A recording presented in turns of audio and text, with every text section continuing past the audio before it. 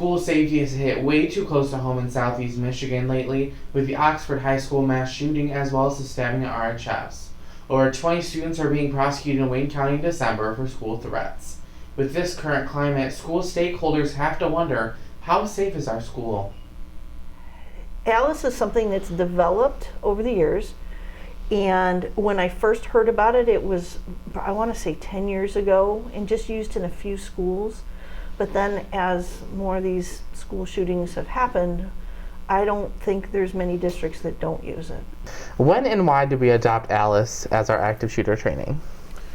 So years ago when we would do safety training, or even before I was around, when schools would do safety training, that the one method was to lock the room down and barricade. Well, what we've learned over the years with these school trainings that we've seen is that's not always the best method. So Alice has been adopted as a way to give you multiple options depending on what the scenario is in the case of an open shooter. Do certain people within our school, like Roosevelt, get certified, like teachers or anything? If so, why is this important and who are they? So each school has trainers. Right. So for example, Mr. Durant is one, and so then he works with other teachers on the Roosevelt staff to let them know how to react, what to do, and how to help students. How long has it been since RHS last received Alice training in person? So let me break that down, because we inform parents, we also train students, and we also train staff. Okay, so staff are trained annually. And so, matter of fact, this fall, staff came back and did some trainings. Students, with COVID, we had to pause things, so it's been over 2 years, or almost 2 years, since students have been trained. And same thing with parents. Teachers at Roosevelt were required to do Alice training last month, either during their prep, or they were offered 1 hour after school instead of a staff meeting. The teachers had 9 additional trainings, which could last anywhere from 18 to 22 minutes long on top of these Alice trainings. These training topics included anywhere from bullying to anything such as FERPA. Teachers each year, at the beginning of the year, do a series of trainings, and one of them is specifically focused on Alice. So that's the big one where they get the background. After the training part, it takes them through a series of different scenarios and situations to kind of think about what would you do in this situation. But I think some of the best learning for teachers actually takes place when they're talking in classrooms with students. The day after the events in Oxford, I was able to get into some classrooms, especially a lot of them up on the 3rd floor in social studies classrooms with teachers and students, kind of playing the game of what are these different scenarios, what would you do? And I think sometimes the teachers and students learn best together. So what we do with teachers is teach them about how to prepare their classrooms, meaning doors are locked, blinds are pulled, students are sheltering, spread out. So we teach teachers how to help their students. How do you feel you have been prepared for an active shooter situation while at RHS? I think that they talked about it a little bit, but not like crazy amount. Like, I don't think even enough amount. I think that because of what just happened at Oxford, we got like a little sliver of it, but I think that we should definitely be learning a lot more on how to be safe in case of a shooting. Why has it been so long since we've done an Alice training? So we did a lot of Alice training right before COVID hit in winter of 2020. And last year, obviously, our focus was a lot of remote school, but also just being safe with COVID in school. This year, we have done some training with our teachers, and we have a plan to train further with both students and parents in January. So what kind of training are parents going to get? Once we have so staff has been trained, and our next step is we're going to get together with staff and talk about what's the best way for us to teach this to students, because it might be taught to adults one way and to students another. So that'll be the next step. Really, for parents, is we want to bring our parents in, go over with them what we're teaching kids, and answer any questions so they feel comfortable and are aware of the safety measures that we have in place. Alice training was adopted in 2018 after the Parkland shooting took place. The school adopted it as more school shootings happened because their previous tactic of sitting in a dark room and hiding in a corner was proven not to be beneficial and made the class sitting ducks. This Alice training allows the classrooms to have a multitude of options based upon the scenario they face. How has safety evolved since you began teaching here? So I think we have just changed as times or society has forced us to change. So we were just kind of reminiscing about this in the department. Years ago, we had bomb threat, and those were called in from pay phones or house phones, landlines, and we could always trace those back and find them eventually. But we had protocol for that, and now we have protocols for so many more things. I think that the times that you guys are growing up in and that my own children are growing up in, I feel awful that you have to grow up in this society where we have drills for an active shooter. So when I was a student, I really don't necessarily remember much training other than, lockdown drill, this is what we do, and that was about it. And we would just do that, every so often, but it was in the back of my mind, not necessarily something that I would be thinking about. And now, we have modules that we do, it's training that we do as an entire staff and as an entire district as well. So we're specifically trained what to do in certain scenarios. And I would say that we are given, especially since, once again, the 6 years since I've been here, there are a lot more steps, and I think that staff and students both, present day, have more knowledge on what to do in case of an emergency. How has the district prepared you for an active shooter situation? So we have talked about dangerous situations in the building for years. I don't think we really gave it an active shooter title until 5 or so years ago, and then in 2018 we really stepped it up with Alice training that you spoke about in a prior broadcast, and I think we maybe haven't kept up with that due to COVID. I don't think that's anyone's blame or fault. The staff have done online training, but we haven't had a drill in the building since, I believe, 2018. I might be wrong on that, but I believe it's 2018. Do you believe it is important for students to get this training, and if so, why? Definitely. Unfortunately, you never know what can happen. Roosevelt is a safe school. I feel safe here. However, you never know what can happen. So in case of an emergency, whatever it might be, it's important for students to know what to do, because there's going to probably be panic, there's going to be disorientation, nobody's going to know what to do. So it's good to at least know some previous knowledge before a situation would occur, if that was the possibility. I think it is important for them to discuss, have a voice, feel like their voice is heard, feel like their voice matters and their thoughts matter, because sometimes the students are seeing things or thinking things that we are not aware of. Teachers, both new and veteran, agree that these trainings are important for students, especially in today's climate. What safety tactics do you think are most beneficial? Just having some type of plan. We never know how will we as staff, as students, as administration, will react in a situation. But I think having a plan is all we can do.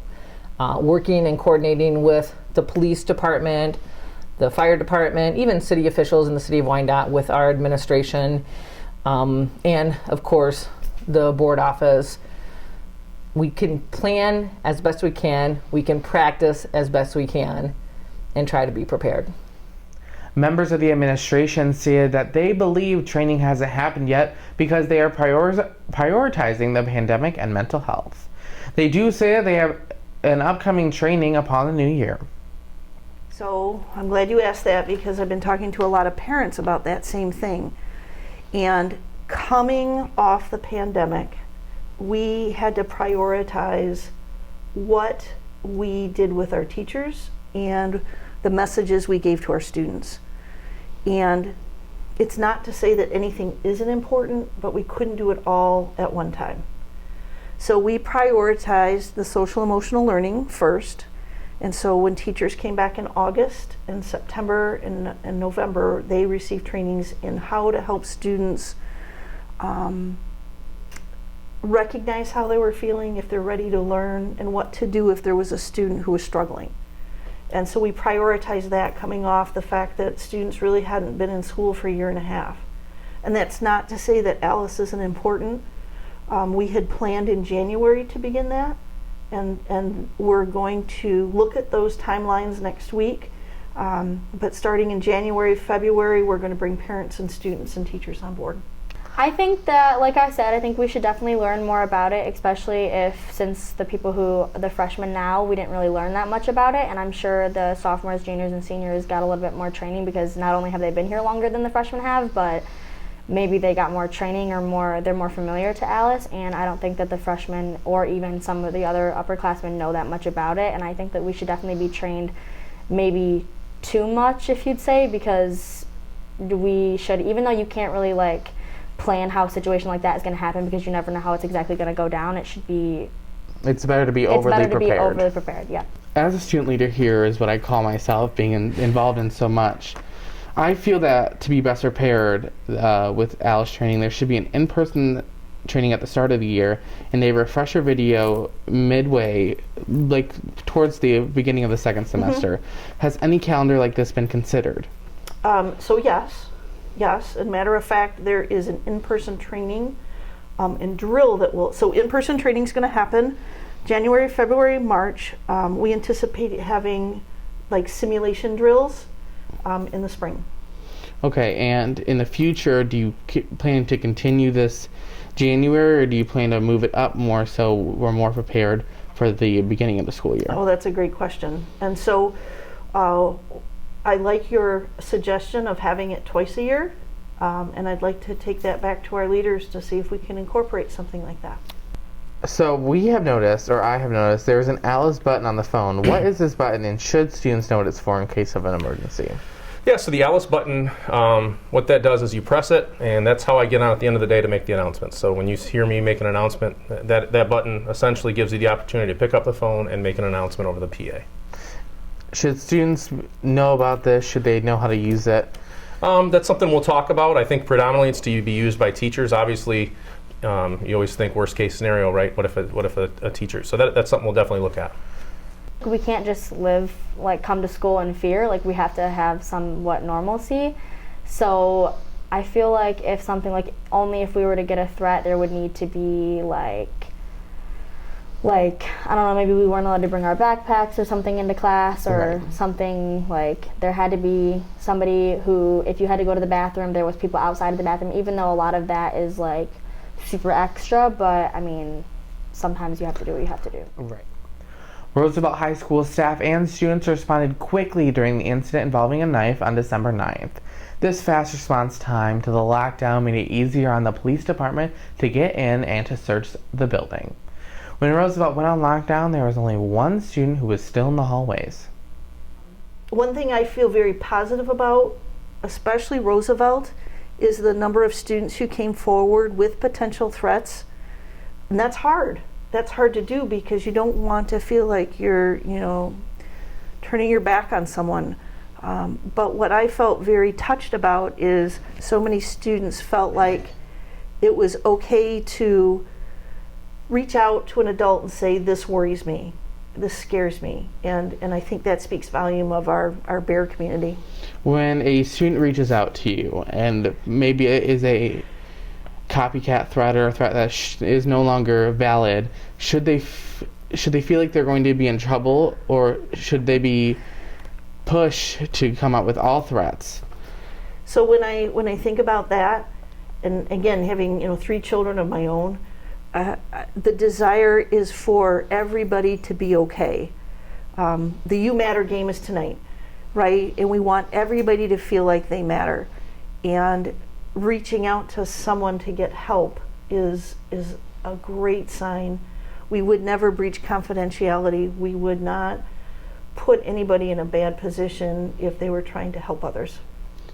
Some students at Roosevelt have never dealt with a threat and needed some advice on what to do if this situation arises. What is the process? What do you want to tell students when they find a threat? Who should they send it to? How should they get a hold of somebody? Because when students leave here, they think that administrators must like turn off their minds and they're in a whole different space now. So what should be the steps of letting someone know? So last night, the Wilson parent sent it to the FBI, and that's who called me.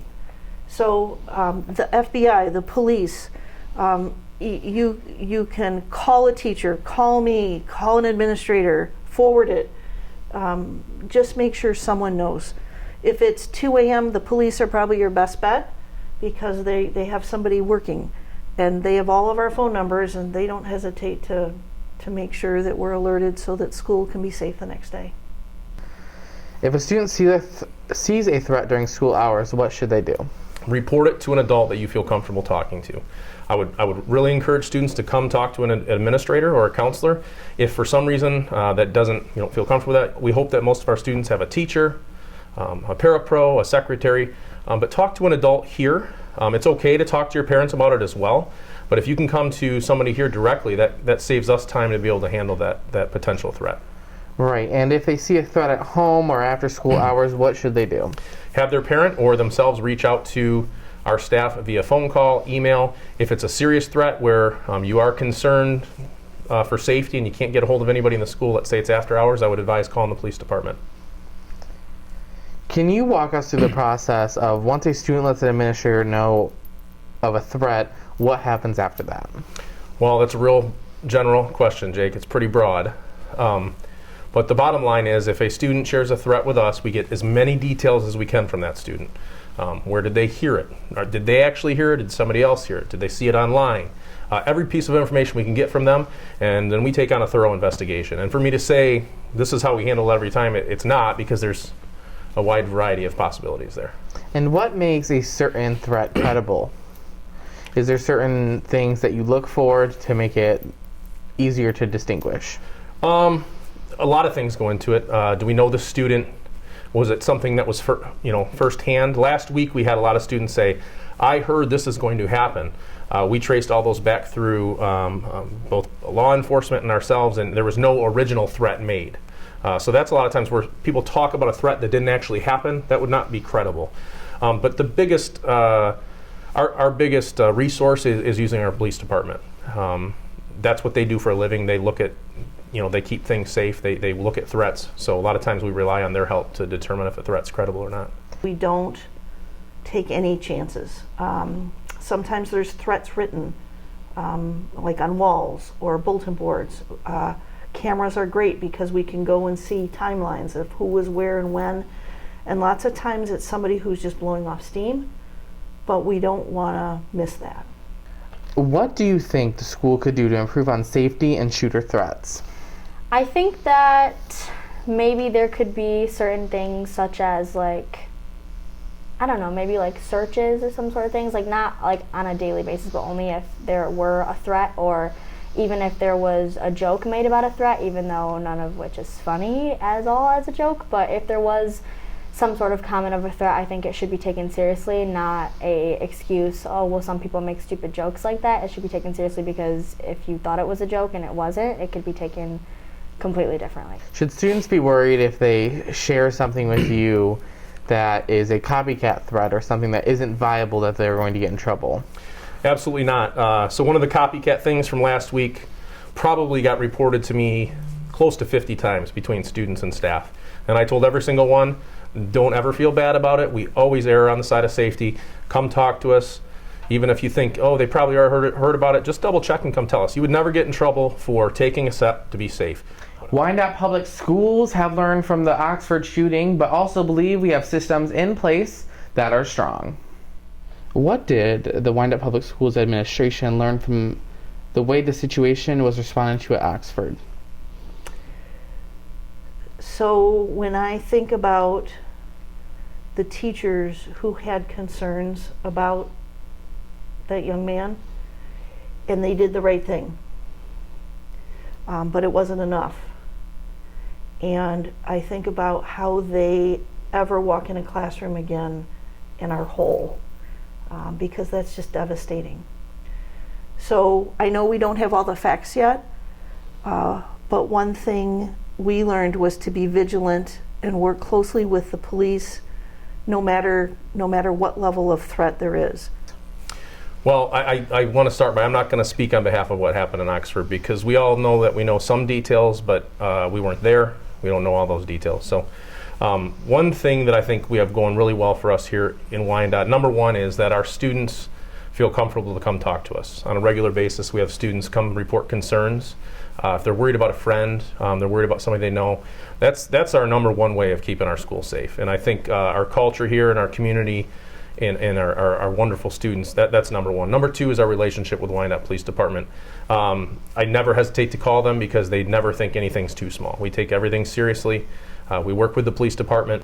Those parents refuse to take their child home in that situation. What would happen in the Wyandotte Public Schools if a parent refused to remove their student from the school but still posed an active threat? So our process would be very much surrounding by making sure that student was safe to him or herself and safe around others. What I can tell you straightforward is if I do not feel safe with a student in school, they will not be in school. Teachers and administrators have some advice for students and family in response to this difficult topic. What advice would you give to parents at home who are concerned about this matter and if it arises again? This is where I really believe open lines of communication with their children, with the school, with teachers is huge. It's like another layer of people's eyes and ears, making sure that somebody isn't hurting, somebody isn't angry, somebody isn't so frustrated or irrational they're going to do something that they can't take back. Any advice you would give students here that are feeling uneasy of being here? The best deterrent, research says, and this is what I spent a long time this weekend looking at, is the relationships students have with adults and the relationships students have with other students, so that we can reach out in the event that somebody is hurting, lonely, angry, and get help for them. Making sure you know all the steps of Alice and making sure that you understand that, I told students that first day afterwards, hug a loved one a little extra tight tonight because you just never know. I think just remember we're all in this together, and all we can do is plan and prepare and then hope that we are never in this situation. But I tell my students all the time, you are the ears of the building. You hear things, you see things before the staff does. We all know that. So speak up. Speak up. And your voice matters. It always does. Our district and building administrators feel they have a plan in place, but as you've seen here, some students have a concern, as well as teachers throughout the building. These concerns must be addressed because staff and students alike are worried about their safety. During a board meeting yesterday, this board unanimously voted in favor of adding 2 police officers to Wyandotte Public Schools, one being at Wilson and the other being at Roseville. This will begin next school year. They also voted to spend up to $40,000 on updating door locks. To view that board meeting from yesterday or to see my extended interview with Dr. Koss, click the link in the description. To learn more about safety within the school, the Y News school newspaper is putting on a safety issue that you can view tomorrow at rhsbears.com.